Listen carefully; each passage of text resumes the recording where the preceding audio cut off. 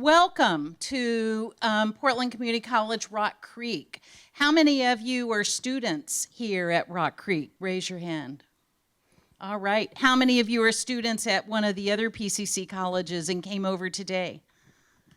How many of you heard Ursula at Cascade and wanted to hear her again? Okay. Well, it's our pleasure to have you here today with our special guest. And I also want to take this opportunity to recognize Blake Hossman, who teaches English at Southeast Center. Blake did the lion's share of the work involved in making today's event happen, and we thank him very much. Blake, raise your hand. Thank you.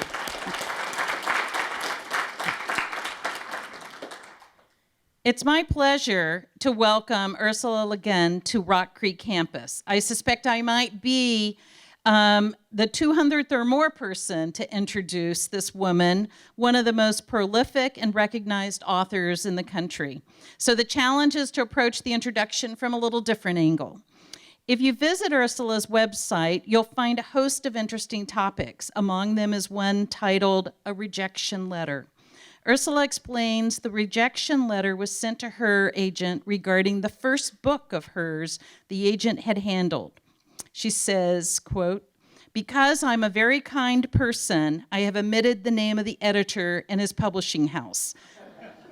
This is included to cheer up anybody who just got a rejection letter. Hang in there." Here's the rejection letter. "Dear Miss Kidd, Ursula K. Le Guin writes extremely well, but I'm sorry to have to say that on the basis of that one highly distinguishing quality alone, I cannot make you an offer for the novel. The book is so endlessly complicated by details of reference and information. The interim legends become so much of a nuisance despite their relevance, that the very action of the story seems to become hopelessly bogged down and the book eventually unreadable. The whole is so dry and airless, so lacking in pace, that whatever drama and excitement the novel might have had is entirely dissipated by what does seem a great deal of time to be extraneous material. My thanks nonetheless for having thought of us. The manuscript of The Left Hand of Darkness is returned herewith. Yours sincerely, the editor." Let's jump forward and see what Wikipedia has to say about hopelessly bogged down work. The Left Hand of Darkness, in 1969 science fiction novel by Ursula Le Guin, is a part of the Hunnish Cycle, a series of books by Le Guin set in the fictional Hunnish universe, which she inaugurated in 1966. It is among the first books published in the feminist science fiction genre and the most famous examination of sexless androgyny in science fiction. It goes on to say, Left Hand won both the Hugo and the Nebula Awards as the year's best novel, according to convention participants and science fiction writers, respectively. In 1987, Locus, the magazine of science fiction and fantasy field, ranked it number 2 among the all-time best SF novels, based on a poll of subscribers. That same year, Harold Bloom edited a critical anthology about the book and said in the introduction that Le Guin, more than Tolkien, has raised fantasy into high literature for our time. Ursula's positive shout to hang in there gives strength to all of us who shake at the thought of putting pen to paper. And while she encourages us to trust ourselves, she also cautions us about the responsibility that comes with writing. In a brief article titled "A Few Words to a Young Writer," she says, "Socrates said the misuse of language induces evil in the soul. He wasn't talking about grammar." She goes on to say, "To misuse language is to use it the way politicians and advertisers do for profit, without taking responsibility for what the words mean. Language used as a means to get power or make money goes wrong. It lies. Language used as an end in itself, to sing a poem or tell a story, goes right, goes toward the truth." And she adds, "A writer is a person who cares what words mean, what they say, how they say it. Writers know words, that the way towards truth and freedom. And so they use them with care, with thought, with fear, with delight. By using words well, they strengthen their souls. Storytellers and poets spend their lives learning that skill and art of using words well, and their words make the souls and their readers stronger, brighter, deeper. Ursula Le Guin lives in Portland. As of 2013, she's published 21 novels, 11 volumes of short stories, 4 collections of essays, 12 books for children, 6 volumes of poetry, and 4 of translations, and received many honors and awards, including Hugo, Nebula, National Book Award, PEN Malamud. Her most recent publication are Finding My Elegy, New and Selected Poems, and The Unreal and the Real, Selected Short Stories, published in 2012. Please join me in welcoming to Rock Creek, Ursula Le Guin. Thank you.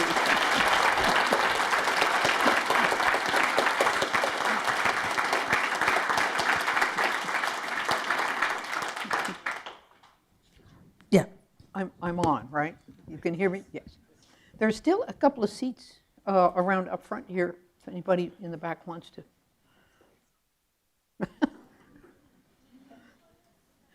Now, as I understand it, the program is that I'm going to read a short story to you, fairly brief, and then we just go into Q&A, and that's fine with me. So I will answer any question, if I can, about anything, almost.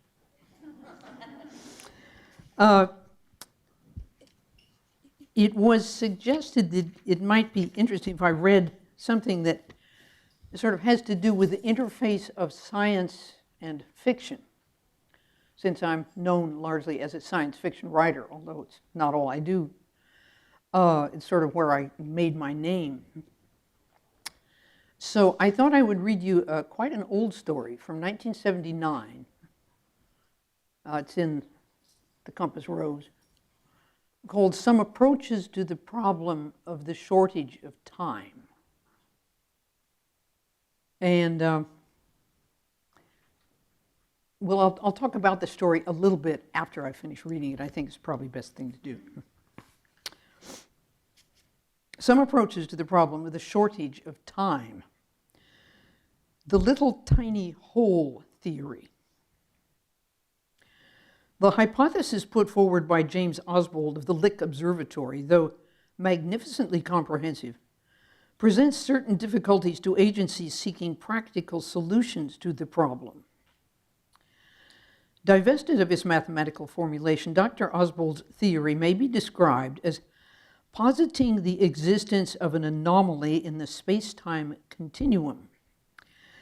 The cause of the anomaly is a failure of reality to meet the specifications of the general theory of relativity, although only in one minor detail. Its effect on the actual constitution of the universe is a local imperfection or flaw, that is, a hole in the continuum. This hole, according to Oswald, is a distinctly space-like hole, and in this lies its danger, since the imbalance thus constituted in the continuum causes a compensatory influx from the time-like aspect of the cosmos. In other words, time is running out of the hole. This has probably been going on ever since the origin of the universe, 12 to 15 billion years ago, but only lately has the leak grown to noticeable proportions. Dr. Oswald is not pessimistic, remarking that it might be even worse if the anomaly were in the time-like aspect of the continuum, in which case space would be escaping, probably one dimension at a time, which would cause untold discomfort and confusion. Although, Oswald adds, in that event, we might have time enough to do something about it.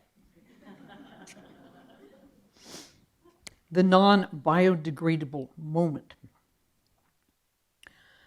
A totally different explanation of the time shortage is offered by a research team of the Interco Development Corporation.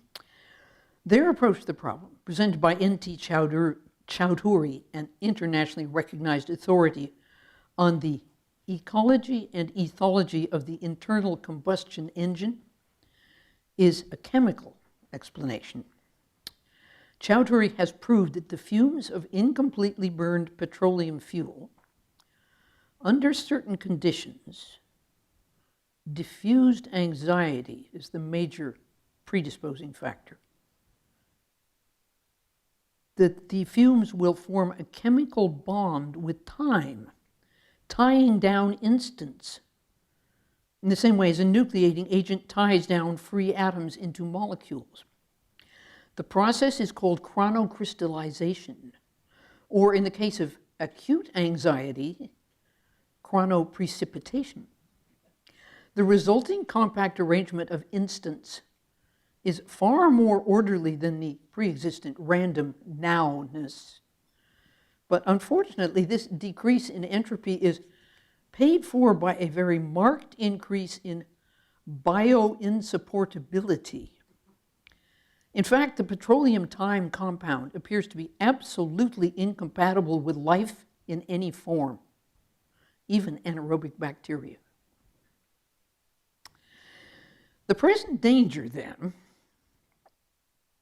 is that so much of our free time, or radical time, properly speaking, will be locked into this noxious compound, referred to as petropsychotoxin, or PPST, that we will be forced to bring up the vast deposits of PPST which the US government has dumped or stored in various caves, swamps, holes, oceans, and backyards, and deliberately break down the compound, thus releasing free temporal radicals. Senator Helms and several Sunbelt Democrats have already protested, and I updated that a little bit. Senators Cruz of Texas and Graham of South Carolina and all the Tea Party Republicans have already protested. Certainly the process of reclaiming time from PPST is risky, requiring so much oxygen that we might end up with plenty of free time, but no air. Feeling that time is running out even faster than the oil wells, Heiko favors an austerity approach to the problem, beginning with a ban on aircraft flying in excess of the speed of sound, and working steadily on down through prop planes, racing cars, standard cars, ships, motorboats, etc., till, if necessary, all petroleum-powered vehicles have been eliminated. Speed serves as the standard of priority, since the higher the velocity of the vehicle, hence the more concentrated the conscious or subliminal anxiety of the driver and passengers, the more complete is the petrolization of time. Heiko, believing there's no safe level of contamination, thinks that probably not even mopeds would eventually escape the ban. As he points out, a single gas-powered lawnmower moving at less than 3 miles per hour can petrolize 3 solid hours of a Sunday afternoon in an area of 1 city block. A ban on gas guzzlers may solve only half the problem. An attempt by the Islamic League to raise the price of crude time by $8.50 an hour was recently foiled by prompt action by the Organization of Time-Consuming States. But West Germany is already paying $18.75 an hour, twice what the American consumer expects to pay for time. And finally, bleeding hearts, the temporal conservation movement. Willing to listen to the cosmological and chemical hypotheses, but uncommitted to either, is a growing consortium of scientists and laypersons who have grouped themselves into organizations such as Le Temps Perdu in Brussels, Protestants Concerned at the Waste of Time in Indianapolis, and the driving widespread Latin American action group, Mañana. A Mañanista spokesperson, Dolores Guzman McIntosh of Buenos Aires, states the group's view: "We have, all of us, almost entirely wasted our time. If we don't save it, we are lost. There is not much time left."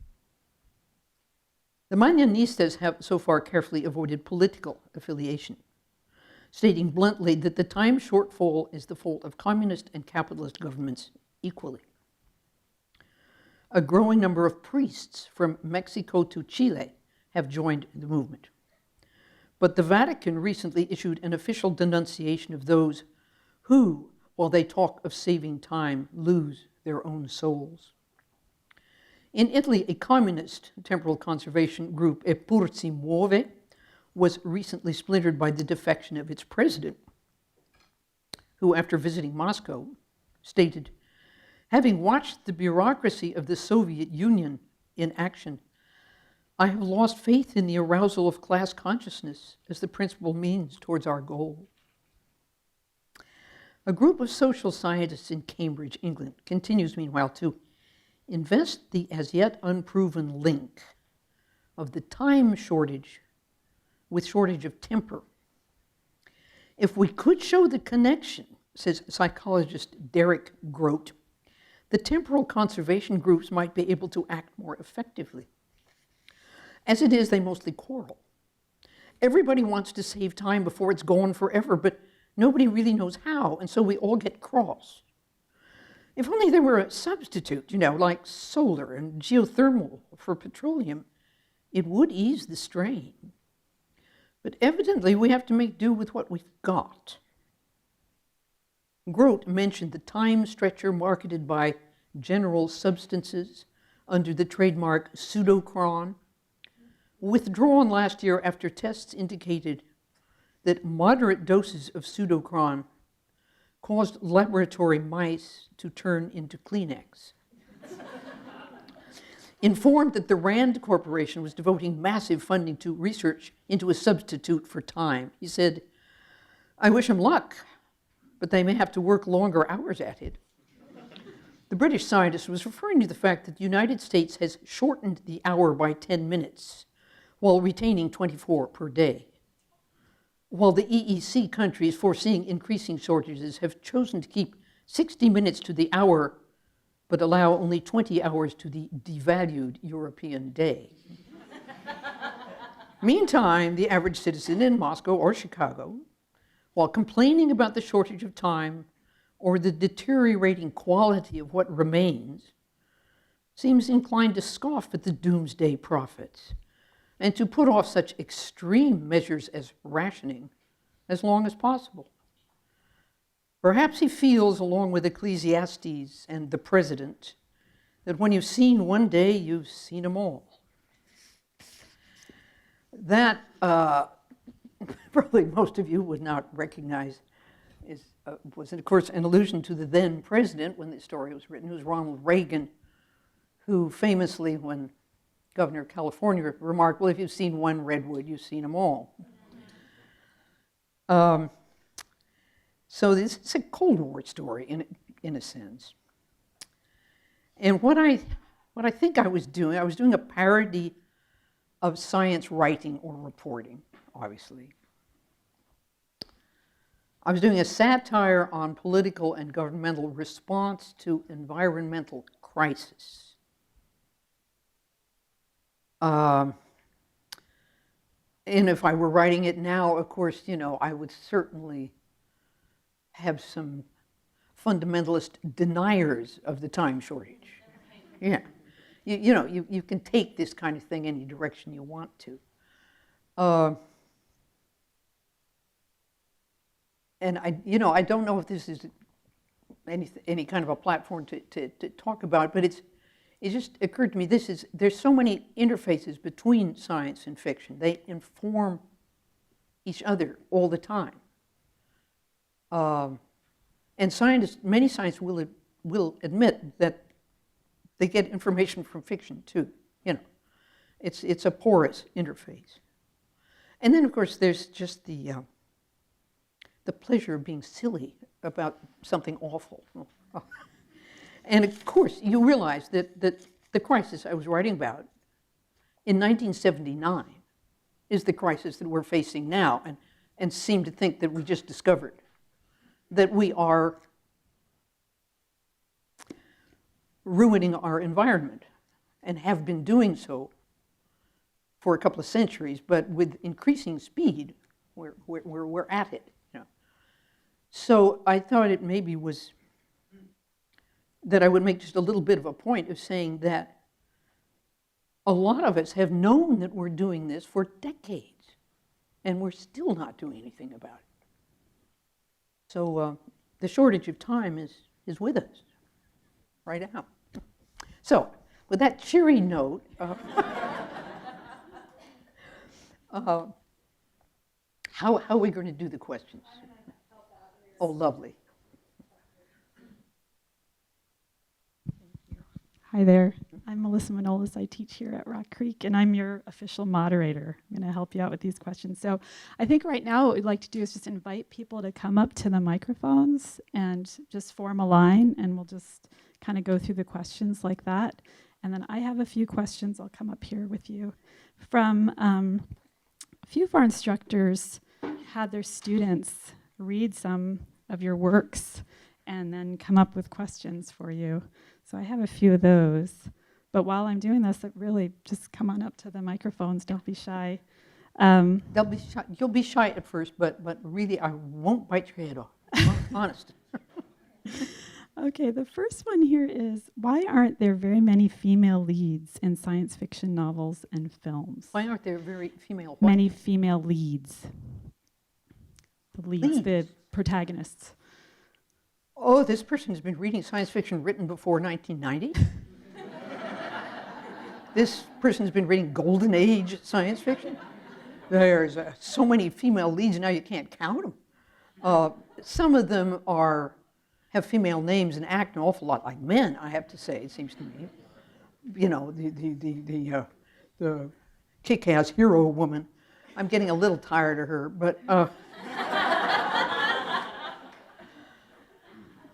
that's changed hugely within my lifetime. Hallelujah. All right, do you want to go ahead? Oh, yes, I would. First, naturally, just have to say that The Lathe of Heaven is my favorite book of all time. Thank you. And it goes without saying, but I have to get an autograph at some point. But I do. But my name is John, and the killer questions I had to ask today were, I'm a young author. I believe in my work and what I'm doing, but I could really use advice on finding an agent and then making the pitch. I am not the person to ask. And questions of that kind of technical nature about writing are really, if I had an answer, I'd give it, because we've got to speak more generally.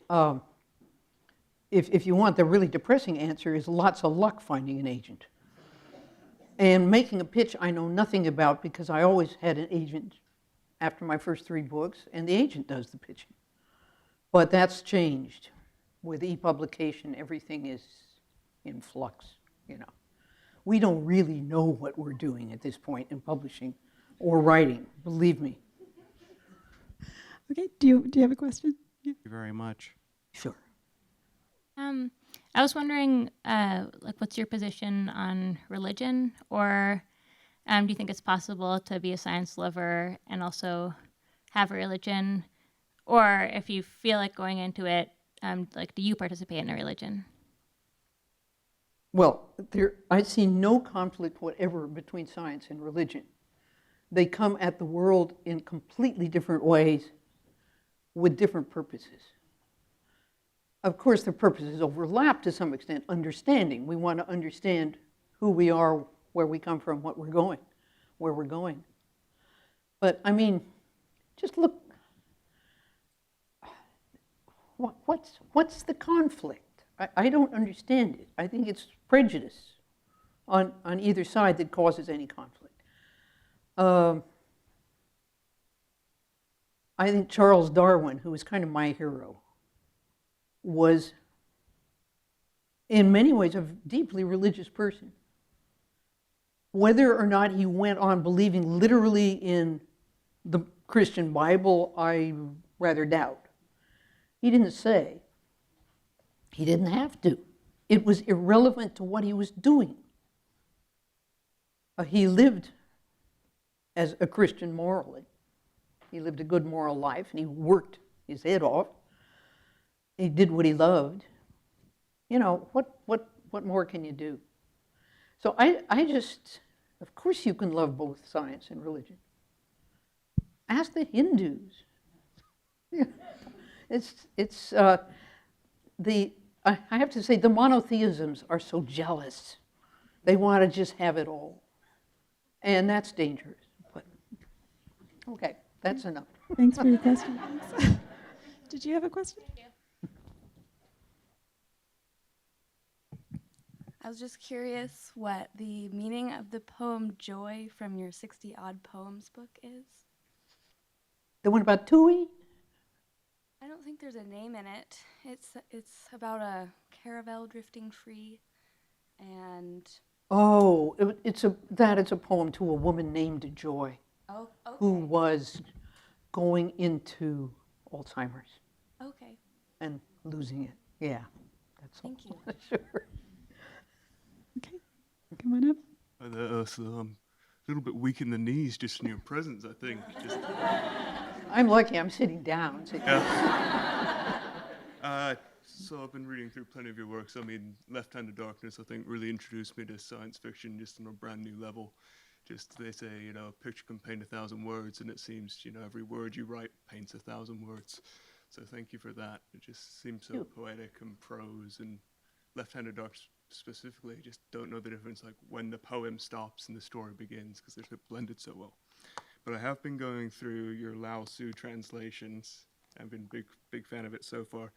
My favorite footnote, I think you wrote, it's chapter 53 on insight. I'll just paraphrase, but people wearing ornaments and fancy clothes, carrying weapons, drinking a lot and eating a lot, having a lot of things, a lot of money, shameless thieves. Surely their way isn't the way. And your very kind of brief footnote is, so much for capitalism, which I found pretty humorous. But I was wondering overall what you think about this kind of mindset and applying it to the different worlds you create, having, you know, just different broader mindsets and perspectives in your mind. How do you go in and create these worlds and really just give them that cultural oomph that I think you do so well?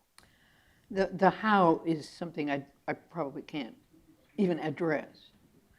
The what has been important to me. That book by Lao Tzu, the Tao Te Ching, the Way, the book about the Way, an ancient Chinese classic, which I stumbled onto because my dad read it in my teens, and it just became very deeply important to me as a way of looking at the world.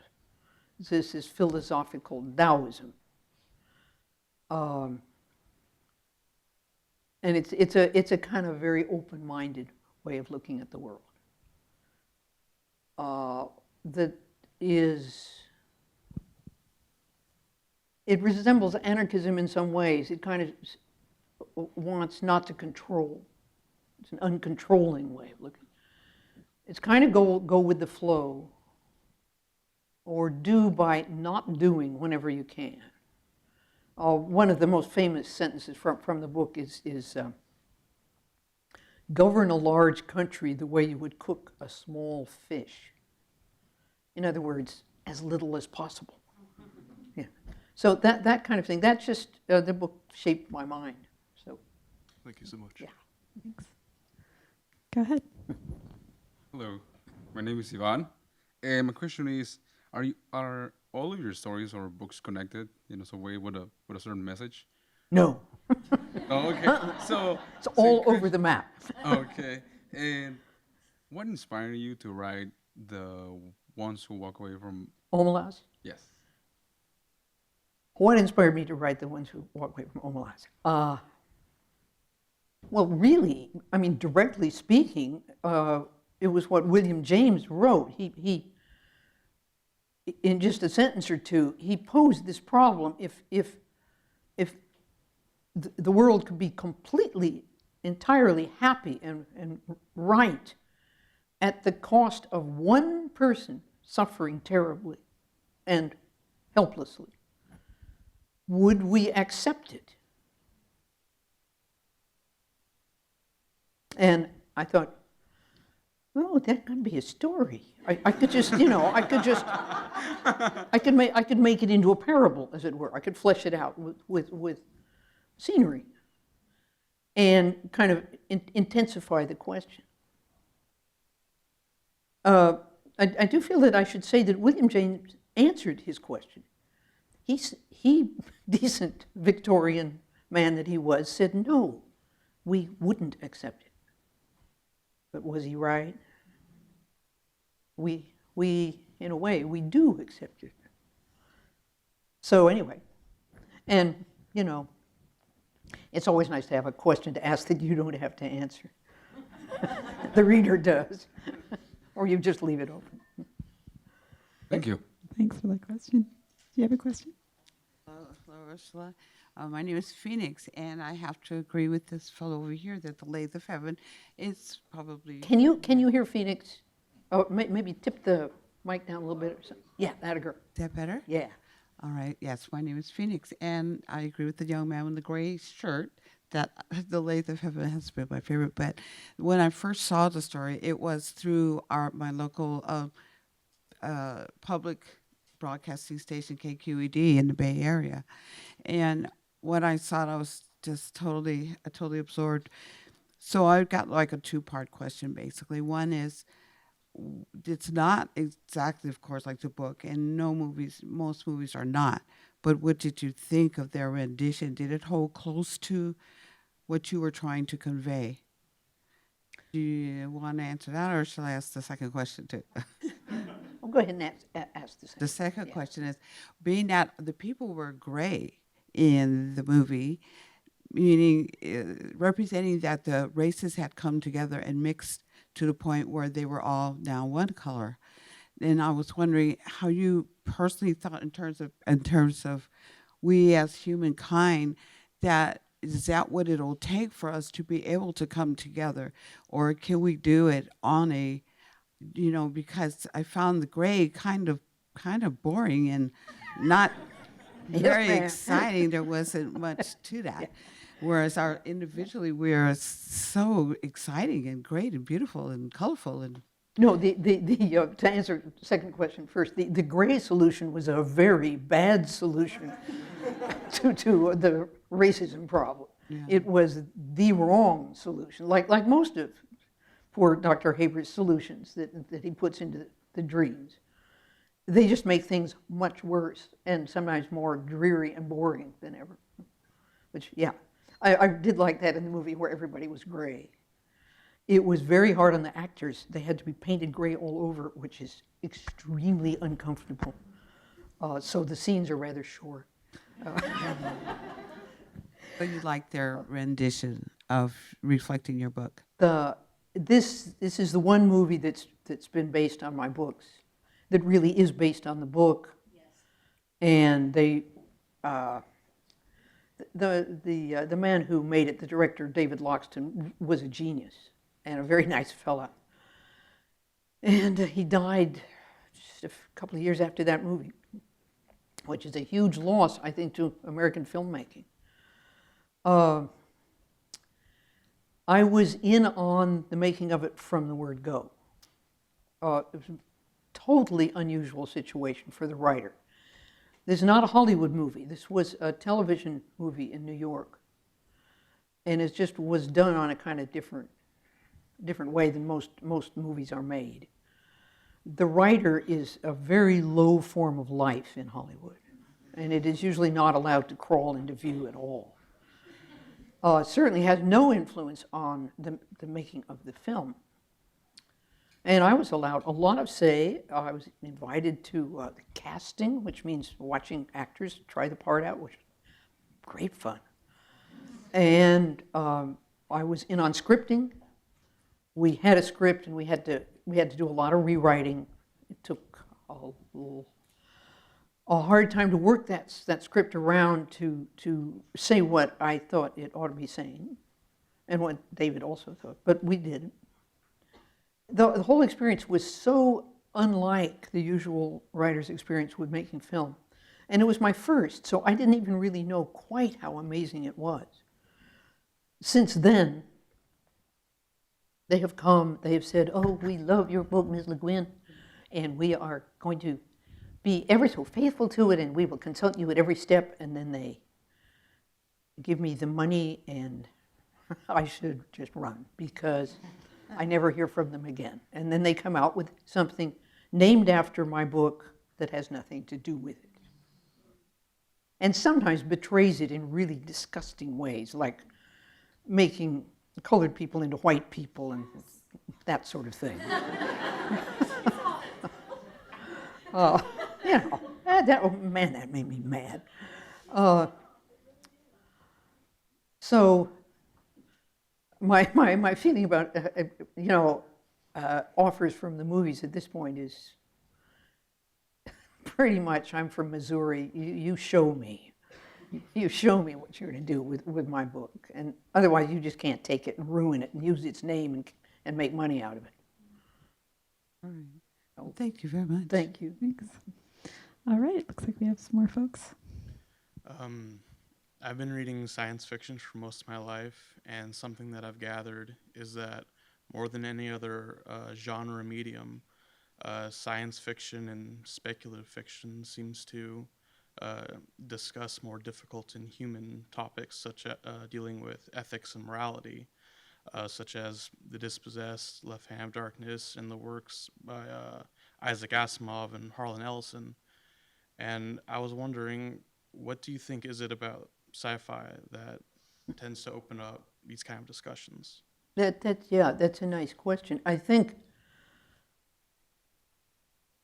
and it's really not just science fiction. It can be fantasy, too. Fantasy can be morally extremely serious. Look at The Lord of the Rings. Just asking a huge moral question about power. The fantastic literature, of whatever kind, imaginative literature, can present you with alternatives to the way we do things or the way the world is. It can imagine a slightly different world where things work a little bit differently, a different society, different species, you know. And so it's kind of a little bit like, in this sense, it's making a thought experiment, like physicists make, but it's also just challenging the reader, I think, and I think that's one reason young people particularly take to fantasy and science fiction, that they're always young readers. That's one great thing about writing imaginative literature. You always have young readers, every generation, because young people are aware that the world does not have to be the way the old folks made it. It is, there are alternatives. There are other ways to do things. Let's talk about them. So to me, that's kind of the particular virtue that these genres have over realistic fiction, which has to just say the way it really is. Okay? Thank you.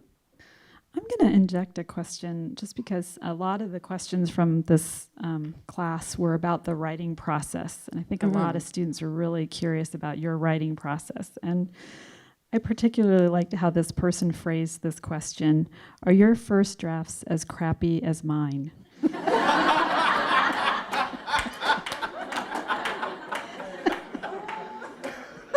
They used to be. Oh, I bet some of my first drafts were crappier than any of yours. You know, I've been doing it a long time. And the first time you, let's say if you're a cabinet maker, the first time you build a table, it probably wobbles, you know, and it's really a crappy table. But after you've done it for 30, 40, 50 years, you get some skill in your craft. And writing is a craft, and it is learnable. Large parts of it are absolutely learnable by anybody who's motivated to do so. But yeah, the first draft problem. If what do you do with a really crappy first draft? If you're still interested in the story after it's been sitting around a while, then go back to it and rewrite it. Maybe without looking at the first draft at all, you know. If you kind of look at it or think about it and think, oh, gee, you know, it's time to go on to the next crappy first draft of another story. Thank you. Thanks a lot. All right, go ahead. Hi, just wanted to get out of the way first that as a young science fiction and fantasy reader, and then as a growing anarchist later on in my life, a lot of your work has given me a lot of happier moments, so thank you. I guess my question revolves around the fact that in some of your work, you have a lot of places that look a lot like Earth and feel a lot like Earth and sound like they could have been Earth. Always Coming Home was a future anthropological work, seemed like loosely based around California. Tightly based on the Napa Valley. All right. Very close. Yep, I thought so. I looked at the map. Yeah. But in that, there was something left, I guess is my way of putting it. Lots. Yeah, and in the Hainish cycles, I noticed that sometimes there was allusions to an Earth that there was nothing left except for a couple stragglers who were just wandering the galaxies saying, listen, there was nothing left. And I guess my question would be, what do you think's more likely today, you know? Actually, I never destroyed Earth. The people wandering around in some of those Hainish stories are, they're from a very damaged planet such as we are in the process of rapidly creating right now. Right. It's just environmental degradation, again, you know, that I've been aware of because I read science ever since I was in my 20s. That's 60 years.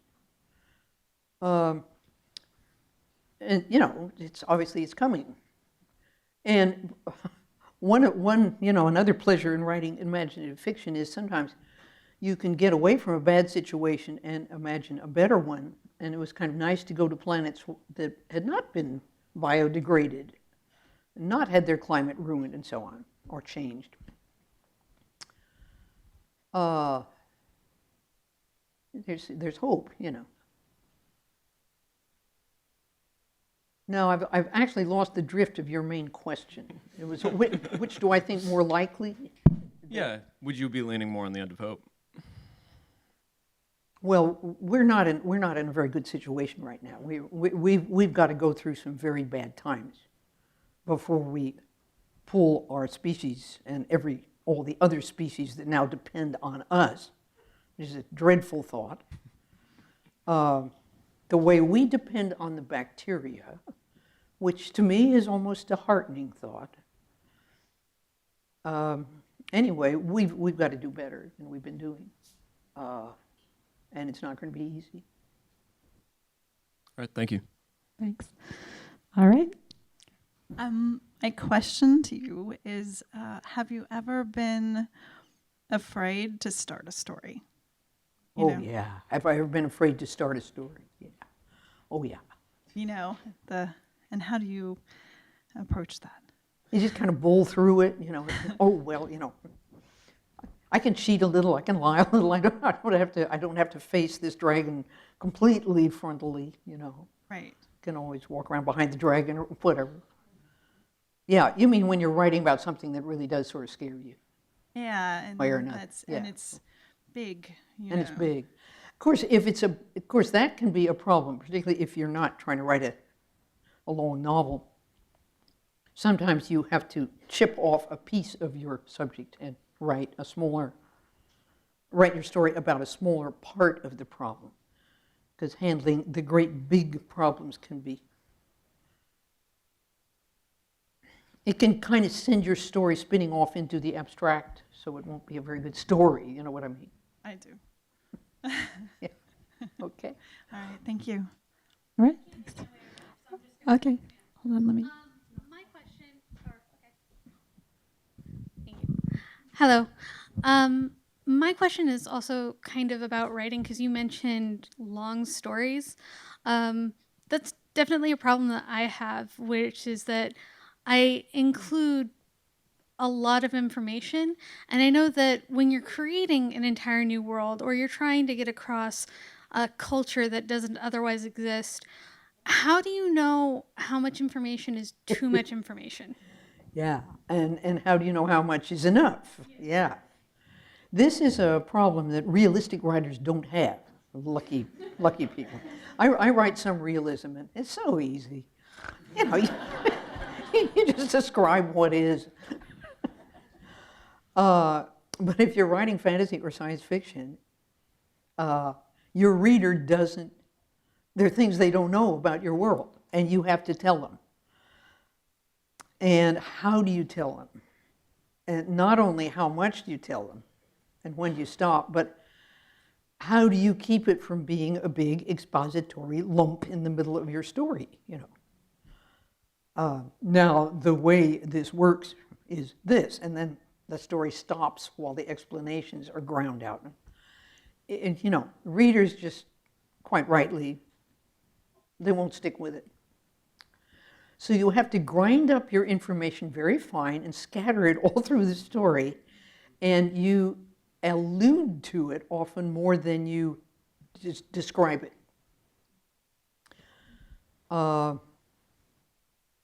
If you read very good writers of science fiction or fantasy, and at the moment I really think of Tolkien again, who's another of my heroes, how much Tolkien tells you about Middle-earth without directly telling you.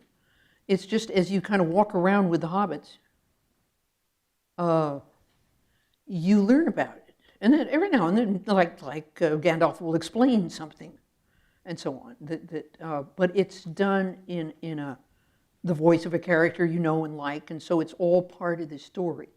So that all the information becomes part of the forward movement of the story. And the only rule I can give you about enough and too much, I mean, who knows? It depends on how exotic your world is. That's why a lot of the planets I write about are very Earth-like, so I don't have to explain everything, you know. That's just lazy writer. But I don't know, if the information advances the movement of the story, then it won't do any harm. But if it's a kind of a little block there, then grind it up finer. That's Hope a great that's useful. question. That's a good question. Okay, let's hear from you. I have two basically unrelated questions.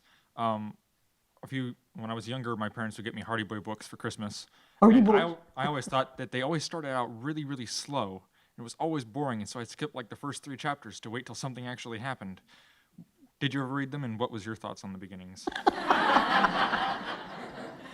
No, you see, being a girl, probably, I didn't get the Hardy Boys. Nancy Drew? But I remember Tom Brown's School Days, which was a famous old Victorian novel. Good book if, as my older brother discovered, you skipped the first 100 pages. And now I can quote, whose law is it? Somebody's law of writing a short story. After you've written the short story, throw away the first 3 paragraphs. And if possible, if it's a longish story, throw away the first 3 pages. Chekhov. Now, there's a man who knew what a short story was, right? And he was right. It's dreadful, but it is just appalling how often he's absolutely right. You look at your manuscript, and the first 3 stories, or the first 3 paragraphs, first page, are you're explaining the story to yourself, and the reader doesn't need it. That must be kind of what's going on with the Hardy Boys. Yeah, especially when they're all in a row and it's in a sequential order. You kind of already know how things already work after about the 6th or 7th one. There was a movie that came out a few years ago, or maybe last year. It was called The Purge. Do you know what the premise of it is? It is, for 24 hours, every crime is legal. There's nothing that is illegal. And the government and all of its facilities are offline. would you be more terrified or excited for it if that happened? Well, I think the government and its facilities are pretty well offline already.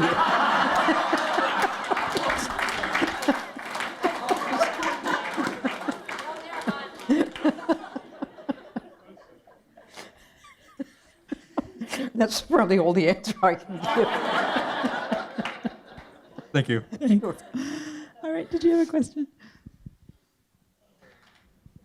Hello, my name is Zach. I've been a science fiction and fantasy fan since I was in junior high. And I've noticed more so lately that there's been a lot of English, how does it work?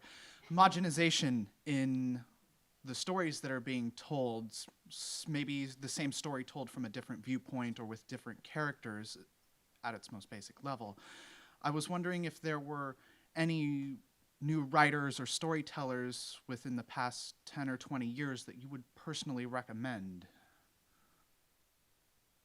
Yeah, that's something I kind of hate to do because it's sort of invidious, you know, and because I'm not keeping up very well with science fiction. I'm not reading a lot of new writers. I will just, to sort of get this out of the way, I will mention just one name. Kij Johnson wrote a book of short stories called At the Mouth of the River of Bees. Some of the stories are science fiction. A marvelous one about an engineer building a bridge over the mist. And some of them are more fantasy or just imagination. But when we got writers like Kij Johnson around, we're doing okay.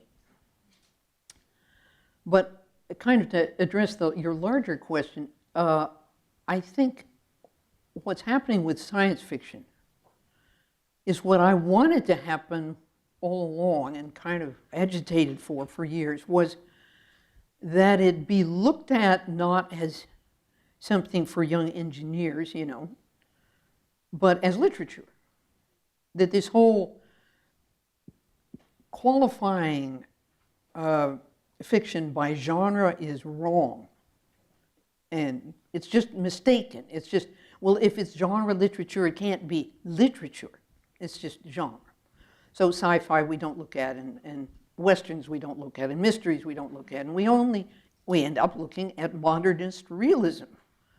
Well, we've been looking at that for 100 years now.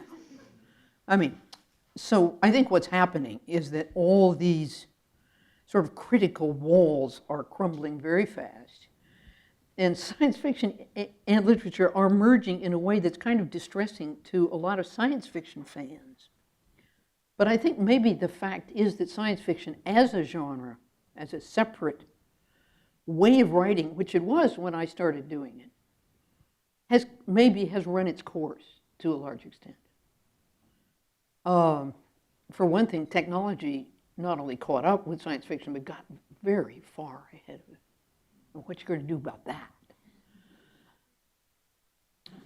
Read more science, but it's not science, it's technology. Yeah, it's so long as science fiction insists on being highly technological, it's going to be outdated before you can blink. But you're right, read more science. Work with the actual ideas of science more. And fiction always needs them, I think. So I haven't given up on science fiction at all, but I think it's changing really fast, and we may not recognize it quite as such. Thank you. All right, go ahead. So I just want to say I absolutely love your work. The first thing I ever read was when I was about 9 years old. I read Cat Wings, and that was one of my favorite books as a child. I actually dressed up as a cat wing for Halloween one year. It was one of the big inspirations that got me into character designing and animation, actually. So I want to thank you for that. Cool. One question I just had was, let me word this out. Is it a different experience writing for a younger audience? Like, is it a different experience when writing a story aimed for children and then writing a story aimed more for an adult audience? Yeah, it is. If you're writing for under a certain age, which is somewhere between 8 and 11, the kids younger than that, it depends on the kid. You know, some 9-year-olds are reading complete college age. A lot of kids are, they're vulnerable. They get really scared, even now, by just reading. I mean, let alone by what they see on film and so on. You can really frighten a kid very deeply with a story. And I think most writers for kids are quite aware of that. It's the one place a writer is likely to pull their punches. You know, if you scare an adult, it's probably good for them, you know, one way or another. But if you scare a kid, it can be really, really bad news. And there's considerable difference in vocabulary, which means that your imagination is going to work a little bit differently. You know, talk about being frightened about writing something. The first time I tried to write consciously for kids was A Wizard of Earthsea. I love that series, by the way. But that's really young adult, and they didn't have the category yet then, so it was called a kid's book. But I kind of figured, oh, anybody reading this is going to be 11 up, and they were mostly, although younger kids read it now. But even there, I was a little nervous about, can I, you know, how much evil can I talk about? Remember, this is back in 1968. We worried about things like evil then. And I was a little nervous before I started, and then I just got into the story. Okay, this story's going to tell itself. So I let it. So that's about as well as I can answer. Okay. Thank you very much. Thank you. All right, go ahead. Hi, I'm Miranda. You're a very fascinating woman, Ursula. My question is, what is the biggest discrepancy with how you spent your radical time in 1979 compared to how you're spending your radical time in 2014? Radical time? Radical, your free time. What, free time? Oh, well, you're talking about somebody in early middle age with 3 kids writing up a storm back then, and a woman of 84 who, I don't know, by the time you get in your 80s, you're spending a lot of your free time in maintenance. It's just like running an old car. It's I like your shirt. Thank you. Oh, okay. I'm going to follow up on that because, again, a lot of these questions that people are so curious about your writing process and how much time do you spend writing each day? Do you write each day still? And anything you can speak to about the process for you. Well, there again, I'm sorry I jumped on the first question over there a bit, but the sort of technical question, the thing is every writer is different. And if I tell you that, you know, I like to have the morning free to work, but I may not do any writing in the morning, and that basically a writer who is committed to writing writes when they find the time and fits it into the rest of their day as well as they can. If you're working an 8-hour day, it is incredibly hard and difficult. I know people who do it. I don't understand how they do it. Because writing takes a lot out of you.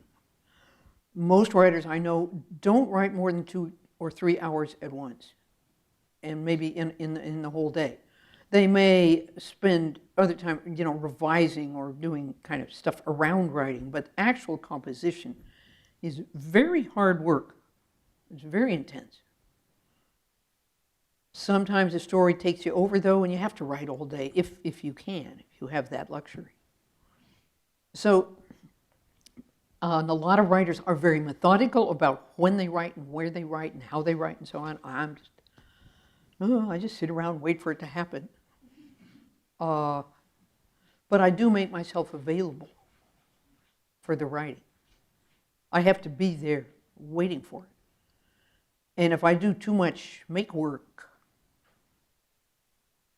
or other kinds of work, the writing won't happen. I have to be listening is the way I think of it. I have to sit and listen. It can be pretty boring. And if you're in a real dry streak, weeks and months of sitting and listening is not fun, believe me. You immediately think, I'm really not a writer. That was all just a fake. That was a fluke. So I'm going to sit here, you know, and do nothing for the next 40 years.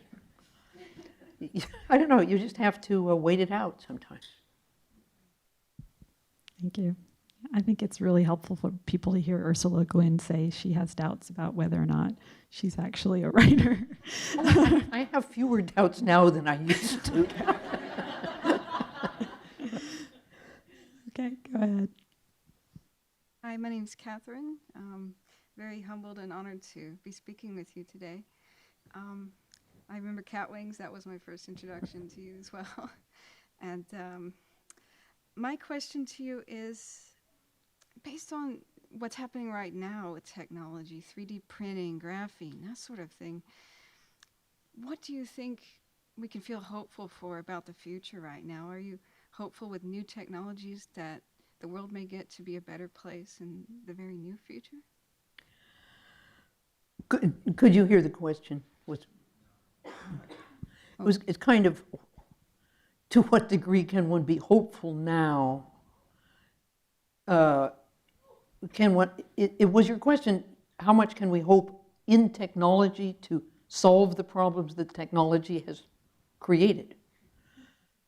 I'm very doubtful about that. I was at a little conference in Santa Cruz a few weeks ago that was talking about these issues. You know, what do we do now? The name of the conference was Arts of Living in a Damaged Planet. And I like the way they put it, arts of living in a damaged planet.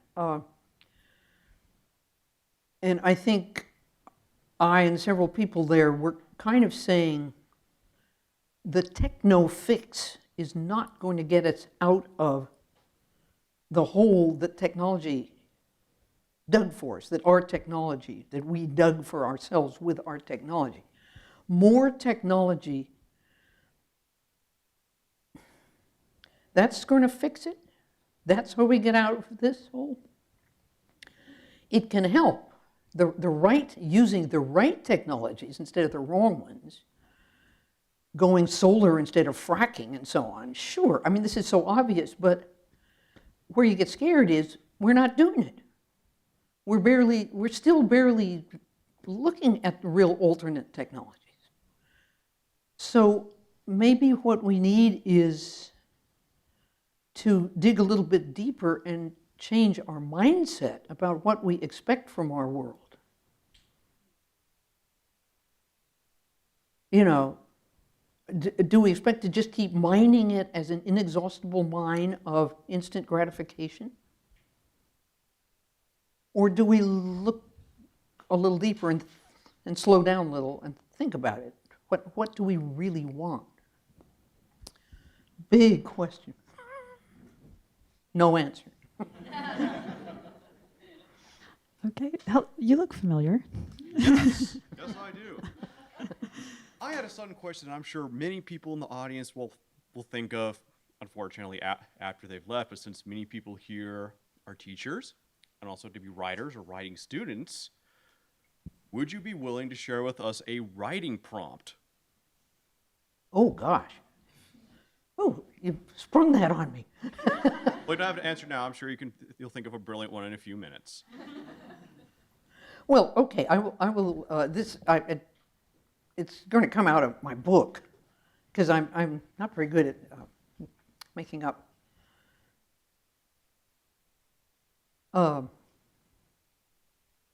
Write a page or two of prose, narrative prose of any kind, fiction or nonfiction, without any adjectives or adverbs.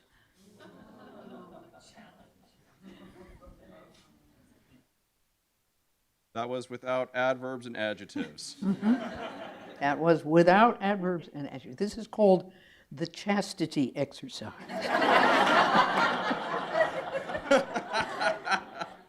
Thank you very much. You're very welcome. I made that exercise up when I was 14 for myself, because I realized somehow all my writing was getting full of kind of long, flowery adjectives, and everything ended in ly. And I thought, I was just trying to make myself conscious of that. And it's a good exercise. It works.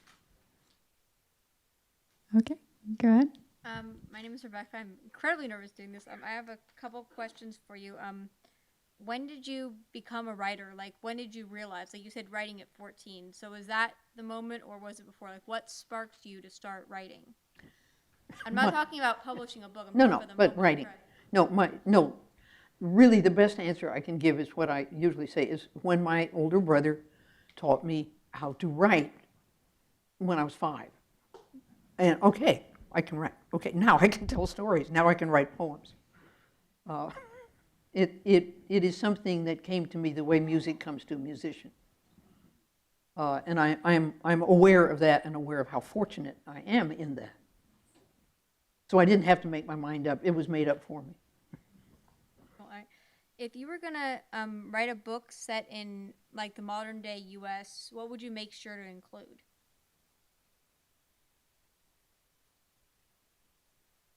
Gee, I don't know. That depends on what you want to write about. You know, I really can't. I have no general thought there. Can't do it. Sorry. All right. And what inspires you to write? I just wanted to. I liked it. What inspires us to sing? We like it. We like hearing it. And I just had 2 more questions. Oh. Sorry. What? It's not every day I get to meet a famous author. Ideas for some stuff. Where do you get your ideas from? That is the unanswerable question. Obviously, out of my head. You know, all this stuff comes in all the time, all these years, and some of it's going to come out again. But where else do you get an idea? The thing is, the trick about that, I've written a couple of rather long essays about where do you get your ideas from. And they're in some of my books. I think the trouble with the question is the concept, idea. A story doesn't start with an idea, at least not for me. Except now and then. The ones who walk away from Omelas did start with an idea, a concept by William James and Dostoevsky about injustice. But mostly I get if it's a story, I get a person or a place, and it sort of begins to take on reality to me, and I want to tell about it. With a poem, it's a cadence and a rhythm and some words that begin to pull together and make themselves into verbal music. And so you just sort of blunder in, and you're given something kind of small to start with, and you have to, it's like a door in that you go through, and then you find out where it leads. So it has nothing often to do with ideas at all, to me. And I think that's true with many writers. Again, I'm talking about fiction. Of course, with nonfiction, it's different. Nonfiction is a more intellectual activity than fiction, more directly intellectual. Doesn't mean it's any better, by the way. And my last question was, what advice can you give a young author, a particular one who is hoping to help change a genre as well? Go ahead. But whatever you're changing to, be sure you read a lot of it so you know what you're doing. Of course, that's my general advice to all writers, young writers. particularly, is read. And particularly read the kind of thing you want to write. I imagine a lot of people here have read the science fiction novel that is not called science fiction because it's by a literary writer of some repute. So it's carefully not called science fiction. But it is science fiction, but it's bad science fiction because he or she has not read very much science fiction. So they're painfully reinventing the wheel that other science fiction writers invented 50 years ago, you know, and they don't know that there have already been 50 stories on that very subject and so on. And this is so embarrassing. You know, when you get a good writer writing bad science fiction, because they kind of think that they're going to bring the literary cachet to it. Thank you. Thank you. Thank you. I'm actually so nice. It was an honor to meet you. Thank you. Thank you. I'm glad you asked that about the inspiration, because I think half of these cards, everybody is curious about your inspiration, and it's just, I'm sure it's a question you get a lot. Nobody knows what inspiration is. That's why we call it, you know, inspiration, or the Greeks and Romans called it the muses, which you know, it's kind of a nice thought. Or Apollo, the god comes and he sort of touches the top of your head and you go boing, and then you do a poem or a dance or a picture or whatever. You do art. Art is a very mysterious phenomenon, and we don't really know very much about where it comes from. And I guess I'm not really very curious myself. I'm just glad it does come, you know. But it's kind of not my job to look into the sources. If the spring is running, I'm not going to dig that spring. I'm just going to use the water. So now we can understand the Tao Te Ching better, right? Now we can understand the Lao Tzu better. Haven't you done your own sort of free translation of the Tao Te Ching, right? I did a version using other people's versions, right, and the Chinese transliteration, and the help of a very accomplished scholar of ancient Chinese, himself a poet. So I had all kinds of help. Right. So I wonder if you could change direction, make a few comments on your interest maybe in Chinese or Eastern philosophy, maybe a few of the truths as you've seen them from the Tao Te Ching. It seems like we were just talking about it, all of these myriad thoughts coming out of our head from nothing in a way that we can't explain. Well, so, that's, you know. Yeah, you see, with Lao Tzu, that's fine. You don't have to explain it.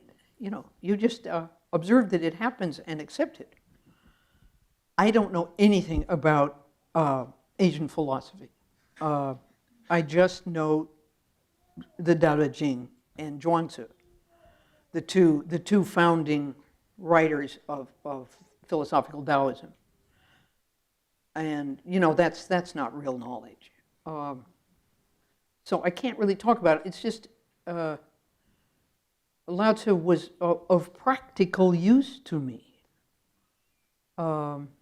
I didn't have any religion. I didn't want any. But you need some kind of a structure to see life in, you know, and I got it from Lao Tzu.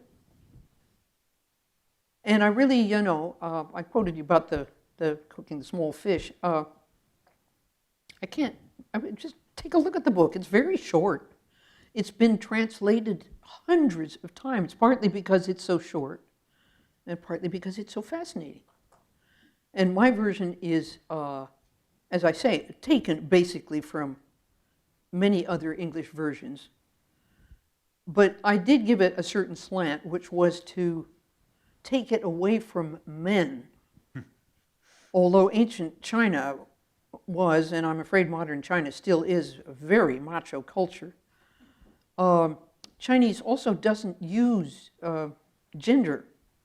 Or at least the ancient Chinese didn't use gender. So what's always translated as he in the Tao Te Ching, it doesn't have to be he at all. It can be he, she, they, whatever. It's whatever you want. And just making that change makes the whole book seem quite different, you know. You take it out of that male-gendered mode and, oh, he's just talking about people, yeah. He's not talking about the sage, the wise man, and so on. So it's a pretty free version. Thank you. Okay. One more question from me.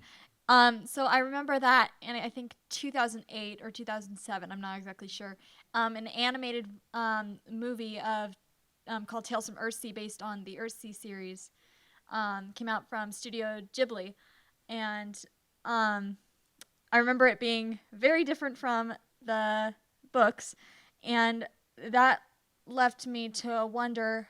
So you had been talking about how much either how much involvement or the lack of involvement you were given in the live action films, but was it any different for the animated film? Like, No, that was a huge disappointment, because you see, I wanted to work with Hayao Miyazaki.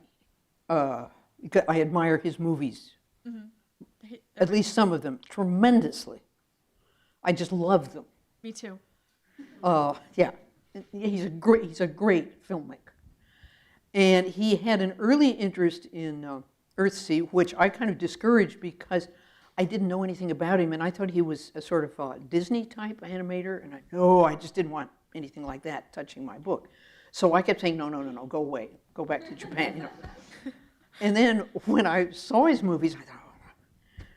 And so we did reconnect, but by that time, I think Miyazaki simply had other things he wanted to do, and so he persuaded us to give it to his son to make. And he would supervise his son. He would be in on it all the time. Well, he didn't tell the truth. And his son Goro made this well-meaning movie, which some people like. I liked the animation in it. The art some of it's very beautiful, and some of the character drawing is very nice, and the great storm it starts with. But the story it not only has nothing to do with my book, it's completely counter it. It's solving problems with violence. Again, yeah. It's like you get in animated mode, and how come everything has to be solved by violence, as if it solved anything? It's like what Avatar did with my story. Yeah. What's its name? Word for World is Forest. Yeah. Now Avatar used other. I'm not the only source of that film, but I'm obviously a major one. And so they just turn it around and make it morally wrong, and that's painful to an author.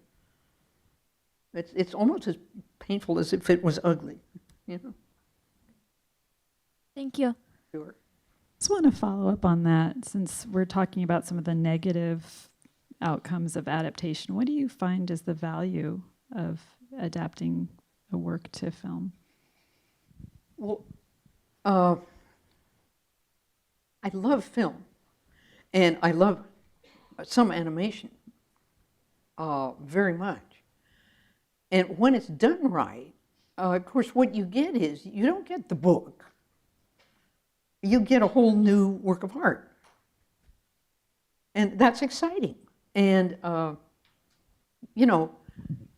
it's a visual thing instead of a verbal thing, and so on. So if I could work collaboratively with filmmaking, the way I have worked with choreographers to do dance programs, and last year worked collaboratively with a stage performance of The Left Hand of Darkness here in Portland, which I was very leery about to start with, but working with the writer and the actors, it was a very satisfying experience. It was lovely for me. And it did well, too. We extended the run by a week. which is not very satisfying. It seems to be terribly hard to find a filmmaker that will allow the writer to work with them. And you have to be, what's her name, Rowling, who can just kind of bulldoze her way in and saying, you're going to make my Harry Potter movies the way I want them. And they say, yes, ma'am. You are richer than the Queen of England. And so, so I think she got her way, but the writer usually doesn't, and you just have to accept that. Or refuse to accept it and say, well, if you're just going to take my story and do what you want with it, forget it. I don't need the money. Go ahead.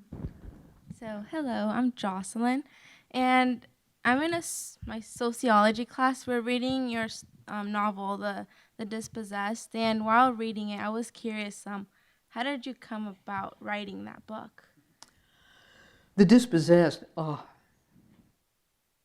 I got one of these ideas, these sort of doorway opened on this fellow who was a physicist who was somehow out of step with his own people. And I don't know, I started this story and it got stuck and it was kind of a disaster. So I just let it drop, but the character stuck with me. And then, from a totally different angle, something possessed me to inform myself better about nonviolent resistance, Gandhiism, and that led me on into all kinds of reading, including pacifist anarchism. Writers like Kropotkin and Goodman, who I found very, very stimulating and exciting mentally. And so after I've been reading around in anarchism, there used to be a little bookstore in downtown Portland. He had a terrific collection of anarchist writing. He kept it in the back room and you had to know him. Because some of that stuff the government still considered, inherently dangerous. But I got into the back room down there and I got to read some good stuff. I'm not the bomb-throwing type of anarchist, but a lot of people don't make any distinction. Anyway, it occurred to me there's been lots of utopias, lots of political utopias. There's never been an anarchist utopia. Hey, that'd be fun. Can I imagine an anarchist world, And somehow my physicist came back at that point and got into it. So it had to be about this scientist, this guy. And that's how the book came together. And that took 2 years, that process. And then there was a lot more reading. I had to read up about the kibbutzim in Israel to find out about communal living and stuff like that. But it was fun. Thank you. Thank you. Okay, go ahead. Hey there. So when we sit down to write science fiction, what are some ways we can make our present-day cultural norms seem esoteric or irrelevant? Well, in order to do that, you have to make up some convincing other ones. Okay. And if they're convincing, and these people are looking at us as if we were, very odd natives of a very peculiar society, you'll get the reader in that viewpoint, and very likely they will enjoy looking at us as specimens of something peculiar. Does that make sense? Yeah, thank you so much. Yeah. Sure. Go ahead. Hi, I'm Tarly, and I'm yet another aspiring writer.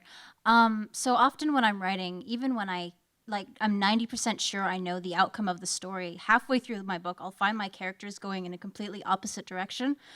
I'm just wondering how often that happens to you and what you do when it does happen. Basically, I've learned to let them go for a while. And then every now and then I find that the character has just taken the story in the wrong direction. And I have to throw all that part away or save only some bits of it and get back to my original trajectory of the story. Trajectory is a word my friend Jill Peyton Walsh uses for writing fiction, which is very useful. It's not a plot, but it's just a certain shape of movement forward. And if you've got that in your head when you're writing a story or even a novel, if you've sort of got that in your head with your story, you will notice after a while that you've got off it. And characters, they can say things unexpectedly that just throw you, you know. Sometimes it's wonderful. Sometimes they reveal something you didn't know you wanted to say. You didn't know that the story was going to say that. And, you know, that's a gift. But sometimes you got to just say, no, well, you better shut up now. I'm in control of this story, you know. So it's a kind of, to me, it's an interplay between your characters and yourself. Thank you. Go ahead. Yeah. Hi, my name is Noriko. Thank you for taking your time for speaking with us. I have a question about one of the book, Rase of Heaven. So I'm just curious about effective dreams.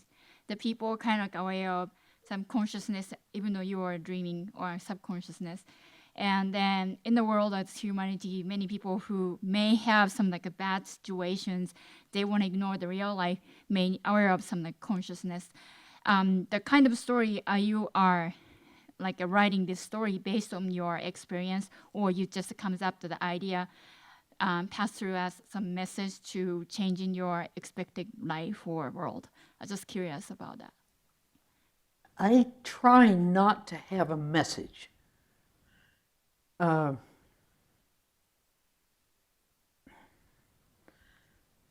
Messages are for texting or something. We used to say they're for Western Union, but nobody uses Western Union anymore. I don't think any art is rightly done if it's just delivering a message. And that would mean that the message is the real thing and the art is just sort of like cake decoration, fancy ornaments to make the message edible or pretty. I think embarking on the practice of any art, whether it's in writing, whether it's a short poem or a long novel, you are opening yourself up to a mysterious force. And to have a message in your mind all the time is going to block that force. And it cannot speak through you. And I think you have to trust that it knows better than you do about a lot of things. And that's, I don't know, this sounds very mystical and woo-woo, I'm sorry, but I know that a lot of artists, and not just writers, secretly agree with me about this, that something comes through them and their job is to clear the channel. So, sure. Did you want to ask another question? Are you getting shy over? One more. Okay. One more. So I was wondering a bit more about your stance on pacifism and anarchism, because, you know, I said so much for corporation in your little translation of Lao Tzu's work. And do you really think pacifism can work in this day and age when we're biodegrading the entire planet, like you said? And one of my favorite author puts it, kind of does a Star Wars analogy where it says, you know, Luke Skywalker kind of has to be violent to take down the Death Star at the end of the movie. You can't take the stormtroopers to the planet and give them eco tours or keep on writing letters to Darth Vader or the congressman to fix anything. In the end, violence had to be taken to solve the problem for the greater good. So what are your thoughts kind of well, that's the way they set the story up. Right. The world is not quite that simple. No, I don't think pacifism works. It never has. When the Spanish anarchists, there was no way they could be pacifists because they had enemies. So they fought back in defense of their anarchism, and they lost. The guy with the bigger gun is always going to win. What does that solve? Pacifism may not be I talk about pacifist anarchism simply to distinguish it from the bomb-throwing type of anarchism, which I do not agree with because it thinks violence is going to solve our problems. I don't know any problem that violence has yet solved. You can say we won the Second World War, rah, rah, you know, we defeated Hitler. Yeah, but why were we there in the first place? Why does Hitler occur? The problem of Hitlerism was not solved by the Second World War. You know, you got to think about what's the problem. Is it just this moment of some big, you know, obviously if a monster is coming at you, you're going to try to fight. But that's not what we're talking about. We're talking about solving problems. That may seem evasive, but that's as far as I can take it. Thank you so much, and I agree. That should definitely be the very last option. Thank you. Thanks. Just one more minute. We have one more question, and I think this touches on, again, another theme that I saw in a lot of these questions was, is there a work that you wish you could go back and revise? And I think it speaks to the theme of when do you know you're done with something? I would not say that. Even if I privately slightly thought it, I wouldn't say it in public about any of my fiction or poetry. I put it out there, and by golly, it's got to stand as what it was when I wrote it. But this gives me a lovely opportunity, thank you, to say that I have been working on a revision of my book about writing, Steering the Craft, about a sort of my how to write book, which I felt needed a good deal of rethinking and re-saying and recasting. And I have some hope. There have been problems in getting it published because the original publisher wouldn't let go of the current edition. But it looks like we might actually get this revision out there, and it'll be an ebook too, which I think is really useful for a lot of writers to have it in ebook form, you know. So I'm kind of excited about that. Okay, I'd like to thank everyone who asked questions. Thank you very much. And once again, thank you for gracing us with your presence.